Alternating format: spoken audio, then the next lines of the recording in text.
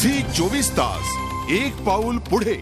नाशिक विभागामधील कायम विना अनुदानित उच्च माध्यमिक शिक्षकांनी नाशिक विभागाच्या 12वी बोर्डाच्या कार्यालयावरती मोर्चा काढून प्रतिकात्मक उत्तरपत्रिकांची होळी केली।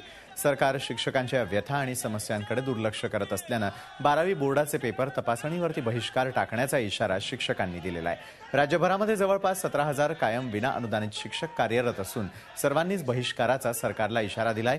कायम विना अनुदानित तत्वावरील शिक्षकांना 100% अनुदान द्यावं, सरकारनं घोषित केलेल्या सर्व सेवा शर्ती लागू कराव्या, शिक्षकांना त्वरित मान्यता द्यावी अशा अनेक मागण्या शिक्षकांनी केलेल्या आहेत। आंदोलनामध्ये महिला शिक्षकांचाही फार मोठ्या प्रमाणामध्ये सहभाग दिसून आला। आता सध्या 12वीचे पेपर तपासणीवरती बहिष्कार टाकण्याचा निर्णय हा विना अनुदानित शिक्षकांनी घेतलेला आहे।